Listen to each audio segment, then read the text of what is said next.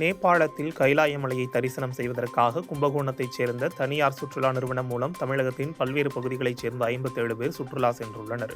நேபாளத்தில் ஏற்பட்ட நிலச்சரிவு மற்றும் பெருவெள்ளத்தில் அவர்கள் சிக்கிய நிலையில் நேற்று 20 பேர் பாதுகாப்பாக இருப்பதாகவும் இன்று மேலும் ஒருவர் நலமுடன் இருப்பதாக தகவல் கிடைத்துள்ளது. இதனால் 21 பேர் பாதுகாப்பாக இருப்பது உறுதி செய்யப்பட்டுள்ள நிலையில் எஞ்சிய 36 பேரின் நிலை இதுவரை தெரியவில்லை. நேபாளத்தில் மின்சாரம் மற்றும் செல்போன் தொலைத்தொடர்பு சேவைகள் பாதிக்கப்பட்டுள்ளதால் சுற்றுலா பயணிகளுடன் தொடர்பு கொள்ள முடியாத நிலை நீடிப்பதாக கூறப்படுகிறது. இதனால் பாதுகாப்பாக உள்ள 21 பேரை சொந்த ஊர் அழைத்து வரவும், எஞ்சிய 36 பேரின் தற்போதைய உண்மையான கள நிலவரம் குறித்து அரசு உடனடியாக அறிக்கை வெளியிடவும் மத்திய மாநில அரசுகளுக்கு சமூக ஆர்வலர்கள் கோரிக்கை விடுத்துள்ளனர். இதனிடையே சுற்றுலா சென்றவர்களின் உறவினர்கள் கும்பகோணத்தில் உள்ள தனியார் சுற்றுலா அலுவலகத்தை தொடர்பு கொண்டு தகவல் கேட்டும் வருகின்றனர்.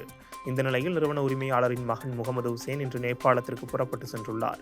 மேலும் நிறுவன உரிமையாளரின் மற்றொரு மகனும் விபத்தில் சிக்கியுள்ளதாகவும் அவர் குறித்த தகவலும் இதுவரை கிடைக்கவில்லை என்றும் தெரிவிக்கப்பட்டுள்ளது.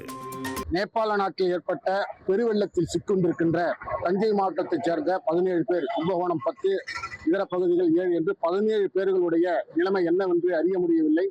நேற்றும் இன்றுமாக தொடர்ந்து அந்த குடும்பத்தினர் இங்கிருந்து பயணம் அனுப்பிய ஏஜென்சி தொடர்பு கொண்டு கேட்டுக்கொண்டே இருக்கிறார்கள்.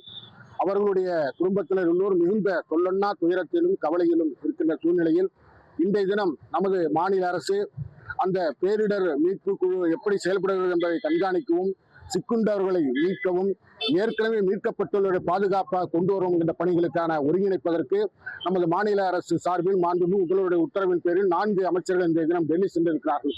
இப்பொழுது பொழுது சேர்ந்து விட்டது, இரவாகிவிட்டது. நாளை என்ன நடக்குமோ என்ற கவலையிலே அந்த குடும்பத்தினர் இருக்கிறார்கள். நாம் எதிர்பார்ப்பதெல்லாம் இந்த சென்றிருக்கின்ற அமைச்சர் பெருமக்களும் நமது மத்திய மாநில அரசுகளும் அவர்களுக்கு உரிய தகவலை உள்ளபடியாக கொடுக்க வேண்டும் என்பது அவர்களுடைய எதிர்பார்ப்பாக இருக்கிறது.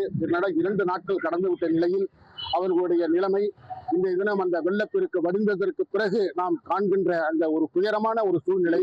எனவே இதையெல்லாம் கருத்தில் கொண்டு சென்றிருக்கின்ற நமது அமைச்சர் பெருமக்களும் மத்திய மாநில அரசுகளும் அந்த தகவலை உடனுக்குடன் உள்ளவாறு தெரிவிக்க வேண்டும் என்பது அனைவருடைய ஒரு கேள்வியாக இருக்கிறது, எதிர்பார்ப்பாக இருக்கிறது.